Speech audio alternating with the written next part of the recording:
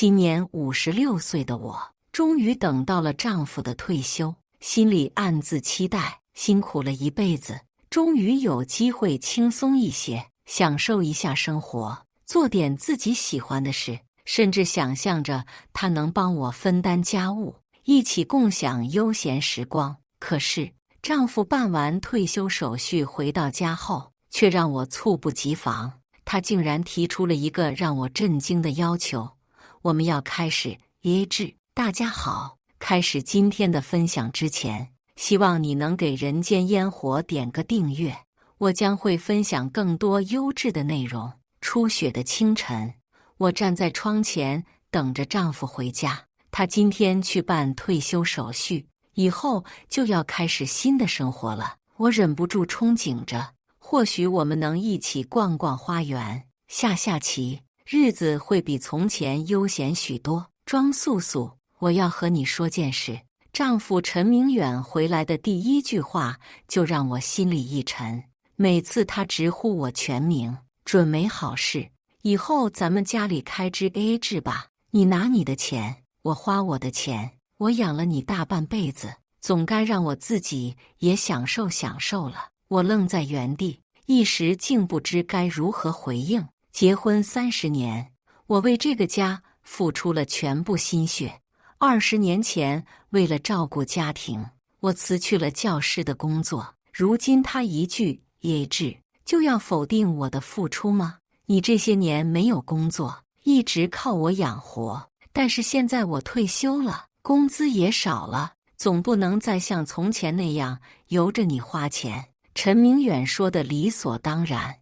我看了看自己干裂的双手，这是常年操劳留下的印记。记得前几天，邻居王阿姨还夸我把日子过得有声有色。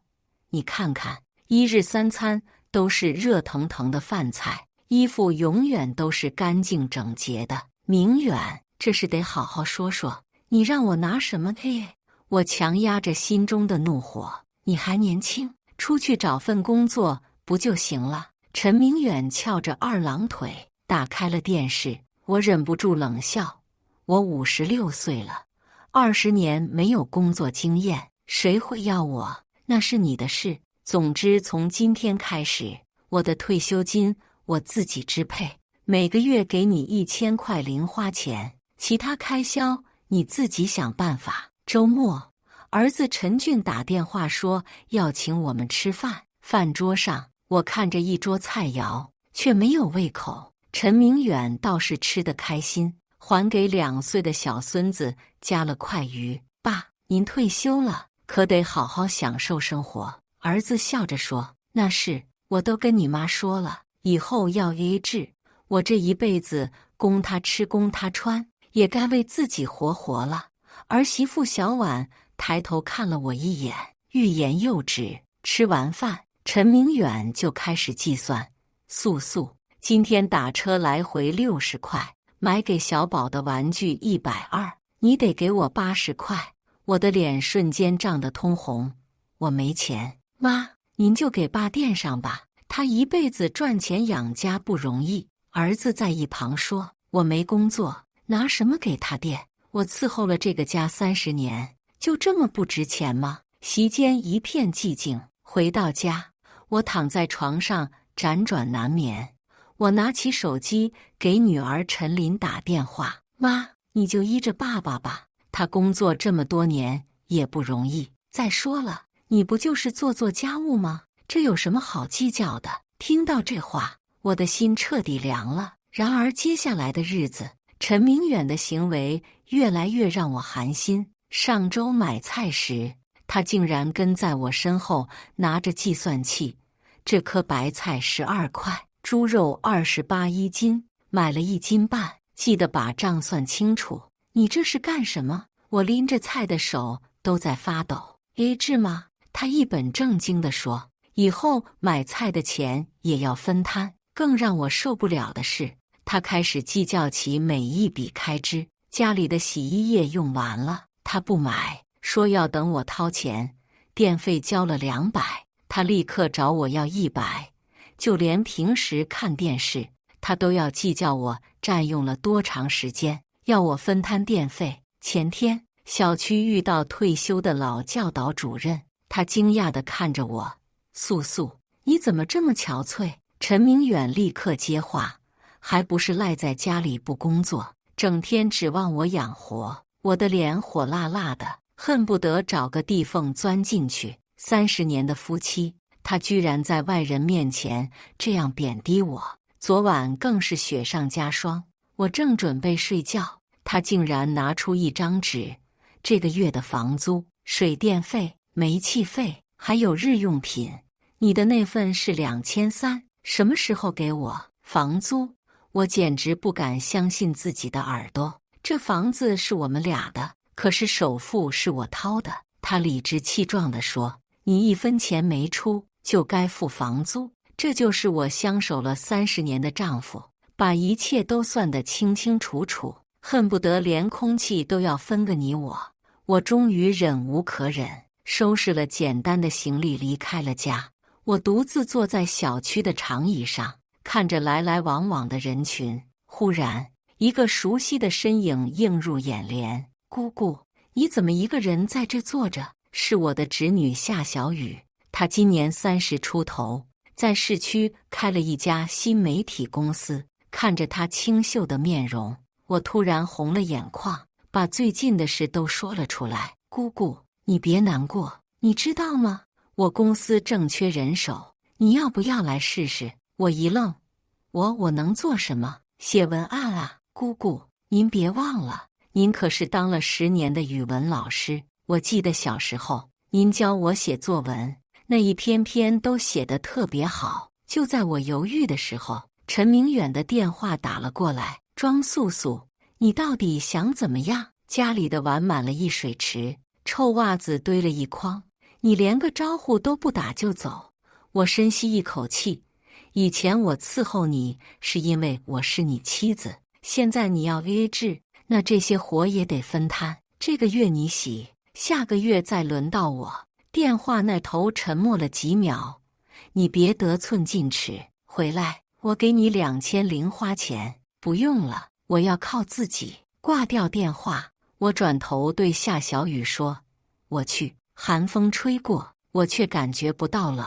20年前，为了这个家，我放弃了深爱的教师工作。那时陈明远说：“你在家好好照顾孩子，我养你一辈子。”如今这个承诺就像空中楼阁，轻易就被他推翻。我想起昨天晚上，他还在那里计较1瓶酱油的钱。这瓶酱油15块，你要用就给我7块5。我当时气得差点把酱油摔在地上。夏小雨的提议像一根救命稻草。我看着这个从小就聪明伶俐的侄女，想起了她小时候。那时她经常在我家写作业，我手把手教她写作文。姑姑写的批注比老师还要细心，这是她常说的话。办公室里，我努力适应着新的工作环境，每天早上7点就到公司，比年轻人来的都早。午休时间，我不是看教程，就是研究文案。晚上回到员工宿舍，我还要整理一天的笔记。这段时间，陈明远的电话不断，从一开始的命令，立刻给我滚回来，到后来的威胁，你再不回来，我就去你单位闹，最后变成示弱。素素，我给你3000零花钱，行不行？我一概不理会。倒是儿女的责备最让我心寒，他们说我不懂事，说我不体谅他们的父亲，可他们谁又体谅过我？谁记得我这些年的付出？记得上周，一个年轻同事突发急性阑尾炎，我熬了一晚上陪他，办公室里的人这才改变了对我的看法。素怡不仅文案写得好，人也特别暖心。我的第一篇文案获得成功后，公司给了我一个专门的栏目——夕阳正红。这个栏目专门讲述中老年人的生活故事，我把自己的经历写进去，没想到引起了强烈反响，写得太真实了，看哭了。我妈妈也是全职主妻，支持阿姨，活出自己的精彩人生。看着这些评论，我感觉自己找到了新的人生价值。这种被认可的感觉，比陈明远给我的那点零花钱强多了。3个月的时间，我不仅学会了工作，更重要的是找回了自信。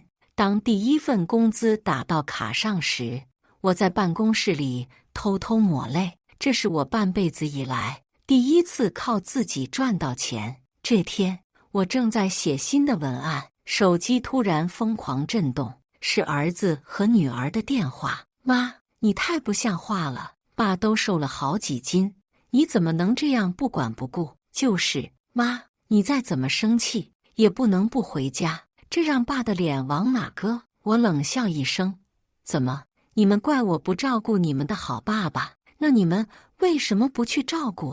我们忙工作，哪有时间？所以照顾家庭就是我的义务。就因为我是女人，是妻子。电话那头沉默了。除夕那天，我正打算和小雨一起过年，手机又收到了陈明远的短信：你别太过分了，马上过年了，还不回来，这个家还要不要了？我直接回复：耶制的家，您老照顾好自己就行。很快，除夕就到了。那天，儿子一家和女儿一家都相约到家里团圆。推开门的那一刻，他们都惊呆了。原本整洁温馨的家，如今已经面目全非。客厅里堆满了外卖盒子，有的已经发出腐烂的臭味，饭盒的残渣上长出了青黑色的霉斑，空气中弥漫着一股令人作呕的气味。沙发上扔着几件皱巴巴的脏衣服，有的还带着油渍和污痕。茶几上的烟灰缸里堆满了烟头，烟灰撒得到处都是。整个客厅烟雾缭绕，进到厨房里，场面更是惨不忍睹。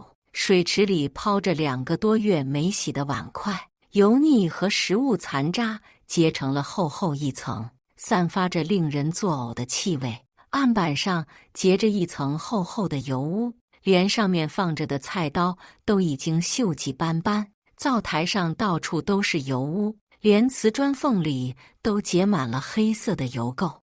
这是怎么回事？陈琳捂着鼻子，难以置信地环顾四周。她记得小时候，这个家总是被妈妈打理得一尘不染，每个角落都散发着清新的气息。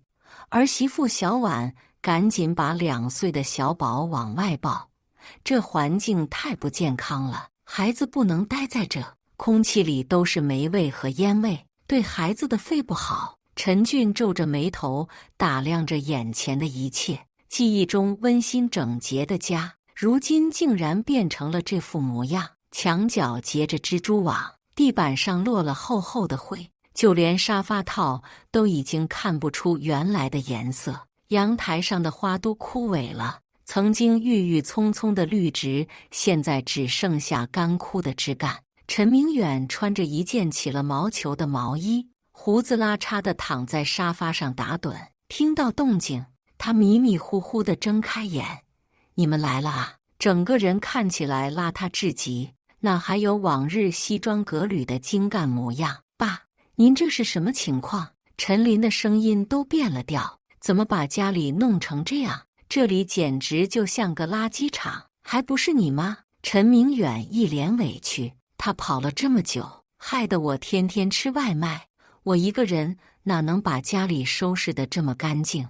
你连垃圾都不知道扔吗？陈俊指着角落里快要溢出来的垃圾袋，里面散发着阵阵恶臭。这些垃圾放这么久会生蛆的，我不知道垃圾该怎么分类。陈明远支支吾吾地说：“以前都是你妈在管这些，厨余垃圾、可回收物，我都分不清楚。那衣服呢？洗衣机就在那儿。”陈琳指着阳台上的洗衣机，上面积了厚厚的灰，显然很久没有使用过了。我不会用那个，太复杂了。陈明远揉着发红的眼睛，语气里带着无助。再说了，这些不都是你妈做的事吗？洗衣服、做饭、打扫卫生，都是她在忙活。陈琳和陈俊面面相觑，他们这才意识到，原来这个家能维持整洁舒适，全靠母亲默默的付出。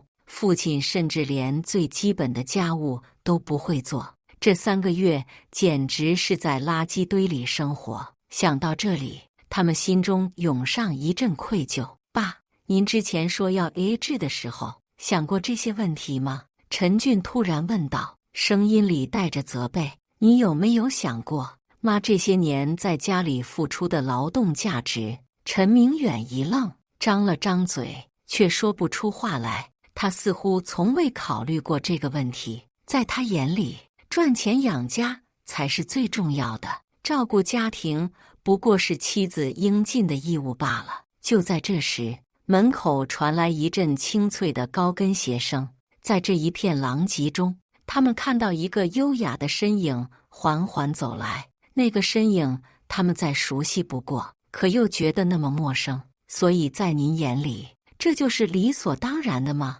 我的声音突然在门口响起，语气里带着一丝嘲讽。所有人回头，看到我拎着一个保温盒站在那里，曾经干瘪的面容焕发出了神采，整个人精神奕奕。妈，2个孩子惊讶地看着我，似乎不敢相信眼前的一切。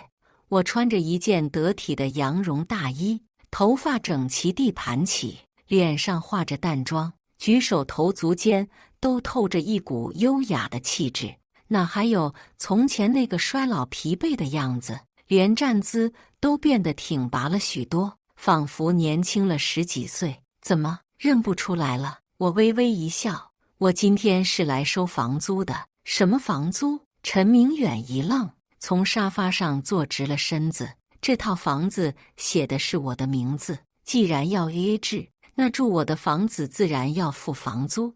我拿出一张事先打印好的清单，这3个月的房租、水电费、垃圾处理费，一共是12000。当然，如果您觉得贵，可以搬出去住。陈明远脸色铁青，你这是要逼我？我只是在践行您说的 AA 制。我把保温盒放在茶几上，这是我给孩子们带的饺子。至于您吗？能 AA 的时候这么硬气，现在也别怂。妈，陈琳红着眼睛，对不起，是我们错了，我们不该觉得照顾家庭是理所当然的。我打开保温盒，热气腾腾的饺子香气瞬间驱散了屋子里的霉味。来吧，趁热吃，这是我下班后包的，公司里的年轻人都说好吃。您找到工作了？陈俊吃惊地问。我点点头，给他们讲述了这3个月的经历。说起在夏小雨公司的工作，我的眼睛里闪着光。你们不知道，写文案是一件多么有趣的事。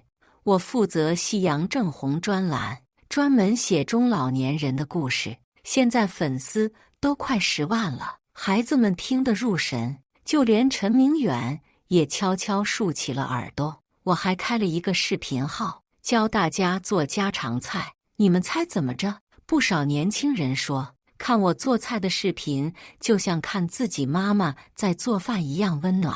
说到这里，我停顿了一下，环视了一圈这个脏乱的家。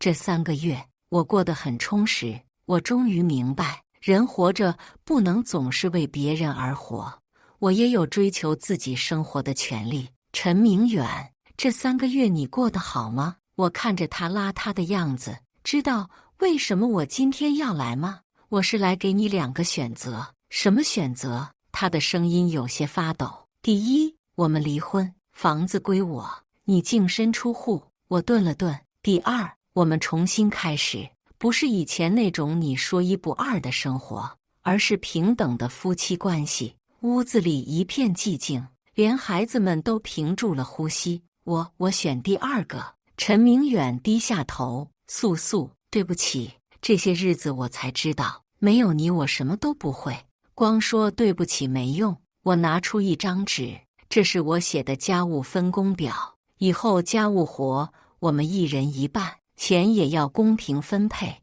你要是同意，就在上面签字。陈明远接过纸，认认真真看完后，毫不犹豫地签了字。还有，我又拿出一份工资卡，这是我这3个月的工资，一共2.4万，我要在你面前把它烧掉。妈，为什么？陈林不解地问。因为我要让你爸知道，我不是为了钱，我要的是尊重，是平等。我看着陈明远的眼睛，我可以继续上班，也可以回来相夫教子，但前提是你得真心实意地尊重我的付出。陈明远突然抓住我要烧钱的手，别烧，我明白了，以后咱们工资都放在一起，共同管理。你想继续工作就工作，不想工作就在家。但不管怎样，你都是这个家的主人，不是佣人。我看着他泛红的眼圈，知道他是真心的。好了，都别愣着了，一起来收拾屋子吧。我系上围裙。陈明远，我教你用洗衣机。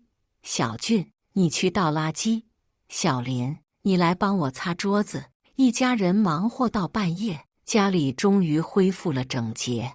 看着餐桌上其乐融融的场景，我知道这个家终于走向了正确的方向，不是谁养活谁，而是彼此扶持，共同进步。那天晚上，陈明远第一次下厨，做了一盘咸得要命的炒青菜。我尝了一口，笑着说：“还不错，以后继续努力。”素素，他忽然认真地说：“谢谢你没有放弃这个家，傻瓜。”我说：“我只是想告诉你，婚姻从来就不是一个人的付出。”窗外烟花绽放，新的一年开始了，而我们的故事也翻开了崭新的一页。以上就是今天分享的故事，大家有什么想说的、想吐槽的，欢迎在下方评论交流。也更希望能给人间烟火点个订阅，我将会分享更多优质的故事内容。